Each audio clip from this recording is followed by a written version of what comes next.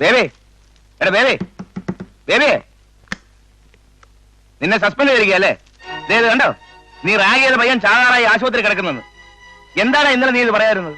പറഞ്ഞിട്ട് എന്താ പ്രയോജനം? അങ്ങനെ പറ്റിപ്പോയി. നിന്നെ കൊണ്ട് തോറ്റല്ലോടാ. ഇതൊരു ഗുലുമാലാകുമല്ലോ.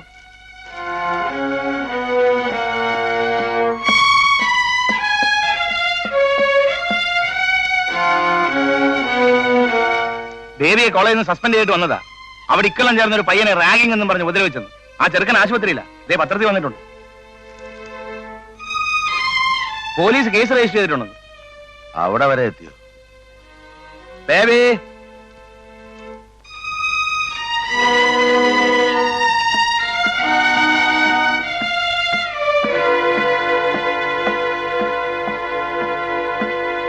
നീ എന്റെ മാനം കെടുത്താൻ വേണ്ടി ഉണ്ടാകാടാ കഴിവേറി.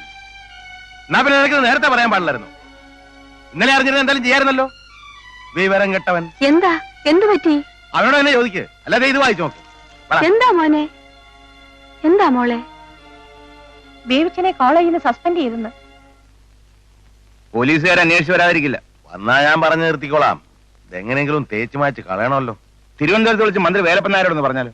വീട്ടിൽ വിളിച്ചാൽ മതി. അങ്ങനെയല്ലേ ഭാര്യയോട് പറയാം. അതിനൊക്കെ കാര്യമുണ്ടോ? അച്ചായൻ വിചാരിക്കുന്ന പോലല്ല, കാര്യം സീരിയസാ.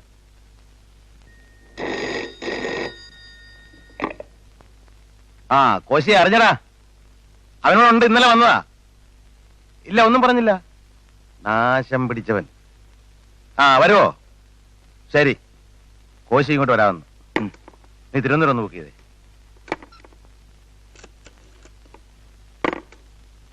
ഹലോ, ഇത് 37 ട്രങ്ക്, തിരുവനന്തപുരം 64735.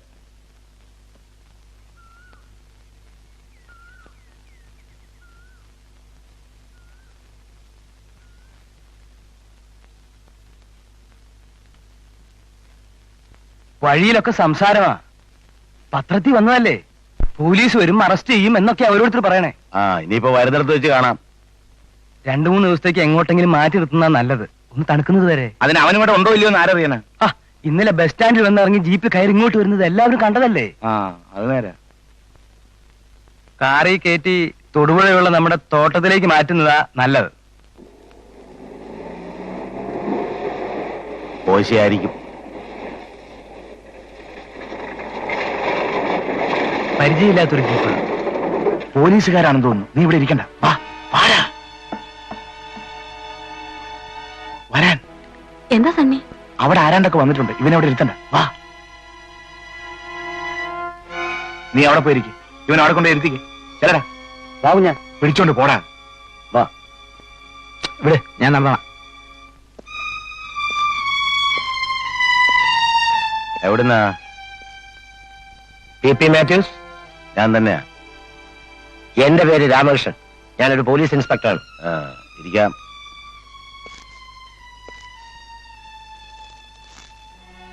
ഇതാരാ? എന്റെ കാര്യസ്ഥനാ. നിങ്ങൾ വന്ന കാര്യം പറ. വന്ന കാര്യം ഞാൻ പറയാതെ അറിയില്ലെന്നാണോ?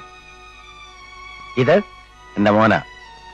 എഞ്ചിനീയറിംഗ് കോളേജിൽ പഠിക്കുന്ന ബേബി മാത്യു എന്ന നിങ്ങളുടെ മകനെ അറസ്റ്റ് ചെയ്ത് കസ്റ്റഡിയിൽ എടുക്കാനാണ് ഞാൻ വന്നത്. അറസ്റ്റ് എന്നൊക്കെ പറഞ്ഞ് പേടിപ്പിക്കുകയാണോ?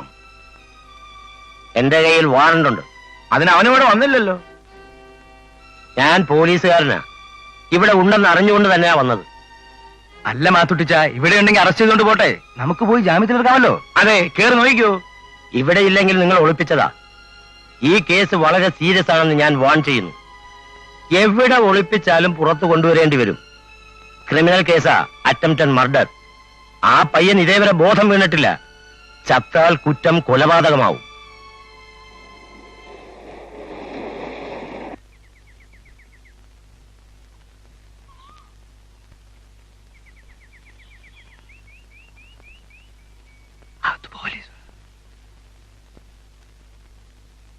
എന്താ ചായ? ബേബിയെ അറസ്റ്റ് ചെയ്യണമെന്നും പറഞ്ഞു വന്നതാ. പിന്നെ പാലക്കുന്നെ വീട്ടിൽ കയറി വന്ന് വിടുന്ന ഒരുത്തനെ അങ്ങനെ അറസ്റ്റ് ചെയ്തുകൊണ്ട് പോകാൻ പറ്റുമോ? സാറ് വന്ന വഴിക്ക് അങ്ങ് പോ, ബാക്കി കാര്യങ്ങൾ ഞങ്ങൾ നോക്കിക്കൊള്ളാം. നിങ്ങളാരാ? അയ്യോ, ഇവിടുത്തെ മൂത്ത കുഞ്ഞാ. പാലക്കുന്നേക്കാരി ഈ നാട്ടിൽ ആരാണെന്നും തിരക്കിയിട്ട് വന്നാൽ മതിയായിരുന്നു. അനുവാദം ചോദിച്ചിട്ടേ പോലീസുകാർ ഇതിനകത്ത് കയറത്തുള്ളൂ, അറിയാമോ? ഭീഷണിപ്പെടുത്തിയതുകൊണ്ട് ഞാനങ്ങ് പോകത്തില്ല. പിന്നെ തനിക്കെന്താ തല്ല വേണ്ടത്? എങ്കിൽ അത് തന്നെ നടക്കട്ടെ. കോശി, കോശി ഞാൻ അവിടെ നിരുന്നേ. ചെല്ല് അങ്ങോട്ടേക്ക്. അല്ല ഞങ്ങളിപ്പോ എന്ത് വേണമെന്നാ പറയുന്നത്? പ്രതിയെ വിട്ടുവരണം. പ്രതിയോ? എന്താണ് പ്രതി? നീ ഉണ്ടാടാ, അവനോട് ഇല്ലെന്ന് പറഞ്ഞല്ലോ. ഇവിടെ ഇല്ലെങ്കിൽ ഞാൻ അന്വേഷിച്ച് കണ്ടുപിടിച്ചോളാം. ഞാൻ 4 മണിവരെ സമയം തരാം. ആലോചിച്ച് എന്ത് വേണമെന്ന് തീരുമാനിക്കും. സാർ എവിടെയാ ക്യാമ്പ്? ആ, അല്ല, ബേബിച്ചമെന്നാ അങ്ങോട്ട് കൂട്ടിക്കൊണ്ടുവരാലോ എന്ന് വിചാരിച്ചു വെച്ചതാ. ഞങ്ങൾ ഗസ്റ്റ് ഹൗസിലുണ്ട്. എന്റെ മൂത്ത മോൻ അല്പം ചൂടനാ, ഒന്നും വിചാരിക്കരുത്. ബേബിച്ചം വന്നാലും ഇല്ലെങ്കിലും മാത്തുക്കുട്ടി മുതലാളി ഉച്ചയ്ക്ക് മുമ്പ് ഗസ്റ്റ് ഹൗസ് വരെ ഒന്ന് പോ. നിങ്ങൾ രണ്ടുപേരും മാത്രമായിരുന്ന് ആലോചിച്ച എന്തെങ്കിലും ഒരു പോംവഴി കാണും. ഞാനങ്ങ് വരാം.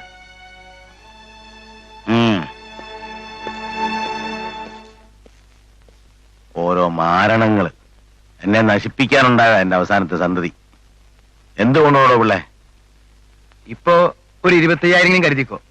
സംഭവം തീരണമെങ്കിൽ 1 ലക്ഷമെങ്കിലും ആവും. പിന്നെ ആ ചെറുക്കൻ ചത്താൽ അത് അപ്പോഴേ പറയാൻ പറ്റൂ. വിളിക്കുന്നു, അങ്ങോട്ട് ചെല്ലാൻ.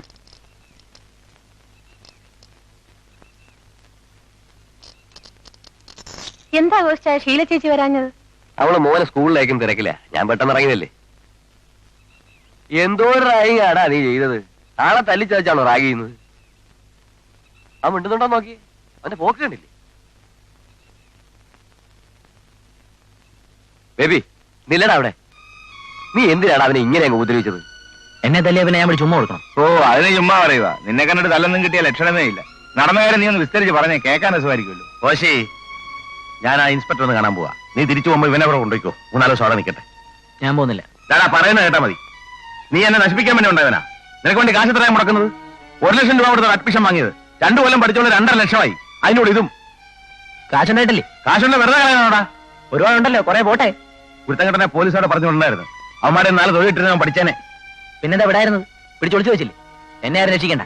ഞാൻ പോയി പിടി കൊടുത്തോളാം പോലീസിന്. ഇവൻ എന്തോ പറ്റി? ഞാൻ പോയി കണ്ടോളാം അവരെ. ഇല്ലടാ അവിടെ. വിടാൻ എന്നെ ആരും രക്ഷിക്കണ്ട. പറയുന്നു അങ്ങോട്ട് കേക്ക്.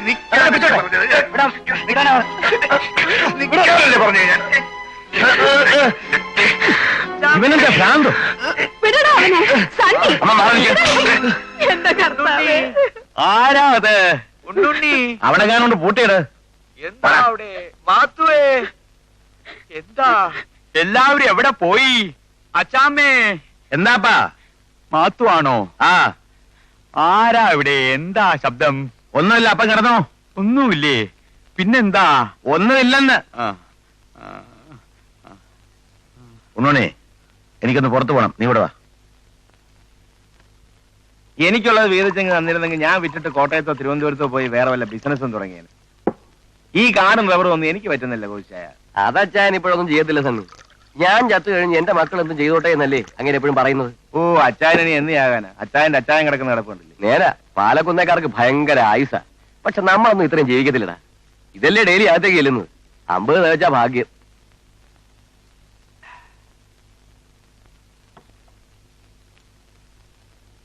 അധികം വേണ്ടെന്ന് പറയണേ ഗോസ്റ്റായ.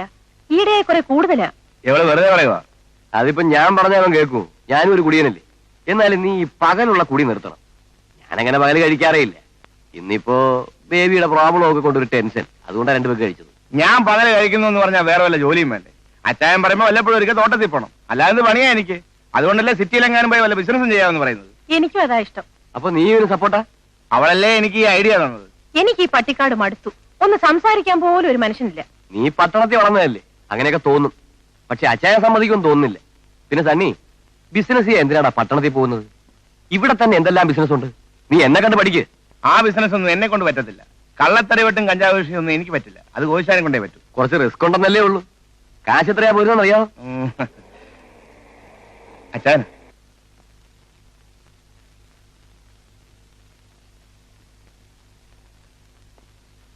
കുഴപ്പമൊന്നുമില്ല.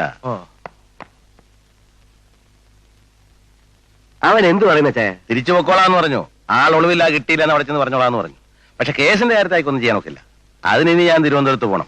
അവിടെ ചെന്ന് മിനിസ്റ്ററെ ഐജിയോ കാണണം. നാളെ തന്നെ പോകേണ്ടി വരും. ആ പയ്യന് ന്യൂസ് വല്ലതും കിട്ടിയോ? പയ്യൻ ജാഗത്തില്ലെന്ന് അയാൾ പറയുന്നത്. അത് അപ്പോഴേ എനിക്ക് തോന്നിയതാ. ചാകുമെന്ന് മറ്റും പത്രക്കാർ വെറുതെ കാച്ചുന്നതാ. പത്രക്കാരായി കുഴപ്പമില്ല ഉണ്ടാക്കുന്നേ. അത് പിന്നെ അവർക്കൊരു ഇര കിട്ടിയതല്ലേ. കേസ് തണുത്താലും ഇവനെ ഇനി ഉടനെ കോളേജിലേക്ക് വേണ്ടെന്ന് അയാൾ പറയുന്നത്. പയ്യന് സ്വന്തക്കാർ വല്ല കുഴപ്പമുണ്ടാക്കാം. പിന്നെ മറ്റു പിള്ളേരെല്ലാം കൂടി ഇതിന്റെ പേര് വല്ല സമരം ഉണ്ടാക്കി കാര്യം പിന്നെയും കുത്തിപ്പോയിക്കൊണ്ടുവരും. അത് നേരെ സൂക്ഷിക്കണം. ഇവനെ എന്തിനാ നീ പഠിപ്പിക്കുന്നേ? അച്ഛന് വേറെ ജോലിയില്ല. പഠിക്കാൻ കൊള്ളുമെങ്കിൽ വേണ്ടില്ല. ഇപ്പൊ എനിക്കും അങ്ങനെയാ തോന്നുന്നത്. അവനെ വിളിച്ചേ. ആ പിന്നെ ആ പ്ലാമൂട്ടിലെ കൊച്ചേട്ടൻ ഫോൺ ചെയ്തിരുന്നു. ഇങ്ങോട്ട് വരുമെന്നും പറഞ്ഞു. തുക കൊണ്ടുവരുമെന്ന് പറഞ്ഞു. ഇല്ല, ഒരു വില പറഞ്ഞാൽ ആ സ്ഥലം അങ്ങ് എഴുതി തന്നേക്കാമെന്ന് പറയുന്നു. അയാൾ കടം വാങ്ങിയിട്ടുള്ളത് കഴിച്ച് ബാക്കി വല്ലതുണ്ടെങ്കിൽ കൊടുത്താൽ മതിയെന്ന്. അയാളാകെ പാപ്പരായ മട്ട വർത്താനം കയറിട്ട്. എന്നാ നോക്കാം. ആധാരം നമ്മുടെ ഉണ്ടല്ലോ. താനാ കണക്കല്ല ഒന്ന് നോക്കിയേ. കുറെ കാലം ആയതല്ലേ. പലിശയ്ക്ക് പലിശയും കൂട്ടിക്കോ. എന്തെങ്കിലും കൊടുത്ത് പറഞ്ഞു. നീ ഇവിടെ വന്നിരിക്കും. ബേബി, നീ വിഷമിക്കണ്ടടാ. അച്ചായൻ കാര്യങ്ങളൊക്കെ ശരിയാക്കിയിട്ടുണ്ട്. പിന്നെ നീ ഇനി ആ കോളേജിലേക്ക് പോകണ്ട. പഠിത്തം മതിയാക്കിയത്. അതോ നിനക്ക് പഠിക്കണോ? എനിക്ക് പഠിക്കണ്ട. അവന് സന്തോഷമായി. ഞാൻ പറയുന്നത് അവന് ഏതെങ്കിലും ഒരു എസ്റ്റേറ്റിന്റെ ചുമതല ഏൽപ്പിക്കും. ഞങ്ങൾക്ക് അത്രയും ജോലി പറയുമല്ലോ. അവൻ അതിനുള്ള പ്രായമായോ? വയസ്സ് 22 ആകാൻ പോകുന്നു. നല്ലൊരു പെണ്ണിനെ കണ്ടുപിടിച്ച് ഒരു കല്യാണം കൂടെ കഴിപ്പിച്ച ചിലപ്പോ അവന്റെ ഈ സ്വഭാവത്തിന് മാറ്റം വരും. അതൊന്നും ഇപ്പൊ വേണ്ട കോച്ചാ.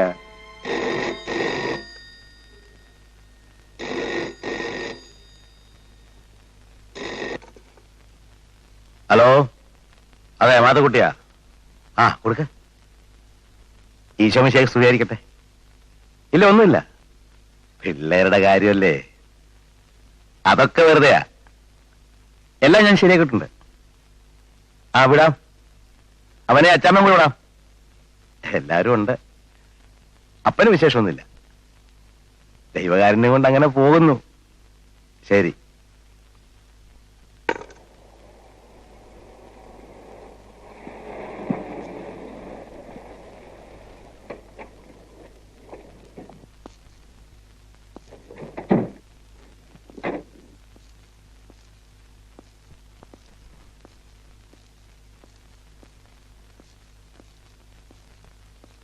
അകത്തേക്ക് വരൂ.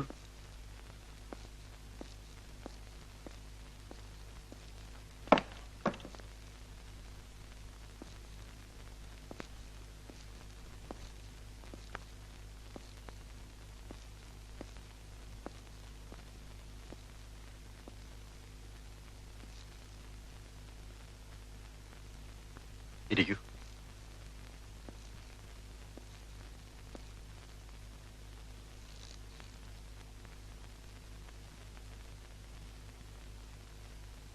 എന്ത് പറ്റി കുഞ്ഞേ നിനക്ക്?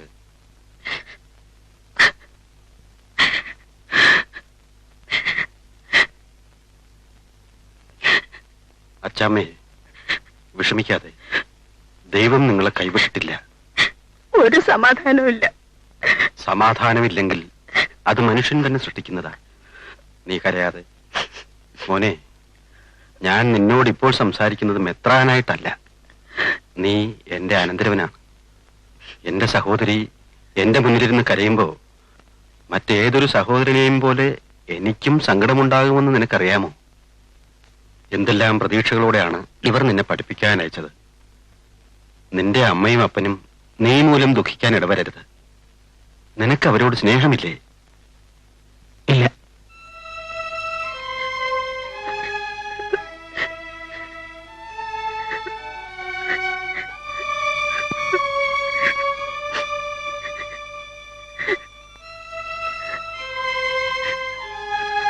അച്ചാമ്മേ,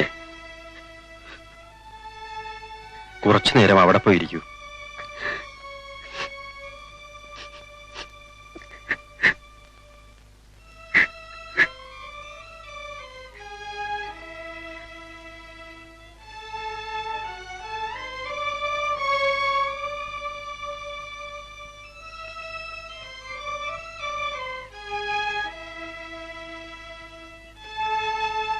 മോനെ, നിന്നെ എന്തൊക്കെയോ കാര്യങ്ങൾ അലട്ടുന്നുണ്ട്. എന്താണെന്ന് എന്നോട് തുറന്നു പറയൂ. നീ എന്തുകൊണ്ടാ നിന്റെ അപ്പനെയും അമ്മയെയും സ്നേഹിക്കുന്നില്ല എന്ന് പറഞ്ഞത്? അവിടെ ആർക്കും ആരോടും സ്നേഹമില്ല. എനിക്കും ആരോടും സ്നേഹമില്ല. എന്താ നിനക്ക് അങ്ങനെ തോന്നാൻ? അത് ഞാനെങ്ങനെ പറയാനാ? അങ്ങനാ തോന്നുന്നത്. ആരും നിന്നെ സ്നേഹിച്ചില്ലെങ്കിലും ദൈവം നിന്നെ സ്നേഹിക്കുന്നുണ്ട്. അതും എനിക്കറിയാൻ വയ്യ. നീ പ്രാർത്ഥിക്കാറുണ്ടോ? ഇല്ല.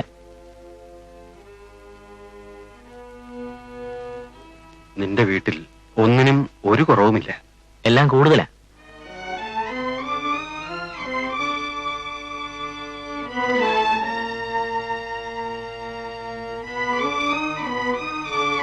ശരിയാ, ഒന്നും അമിതമാവാൻ പാടില്ല. കുഞ്ഞെ, എല്ലാം എനിക്ക് മനസ്സിലാകുന്നുണ്ട്. എങ്കിലും നീ സ്വയം വിചാരിച്ചാലേ നേർവഴിയിൽ പോകുവാൻ സാധിക്കൂ. സർവശക്തനായ ദൈവം നിന്നെ കൈവിടാതിരിക്കട്ടെ.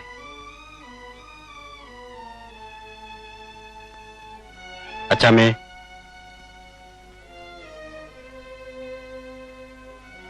എവിടെയോ തെറ്റുകൾ പറ്റിയിട്ടുണ്ട്. കുട്ടികൾ വളർന്നാൽ പോരാ, അവരെ വളർത്തിയെടുക്കണം. അച്ചാമ്മ ഇപ്പൊ പൊയ്ക്കോളൂ. ദൈവം എല്ലാറ്റിനും ഒരു പോംവഴി കാണിച്ചു തരും.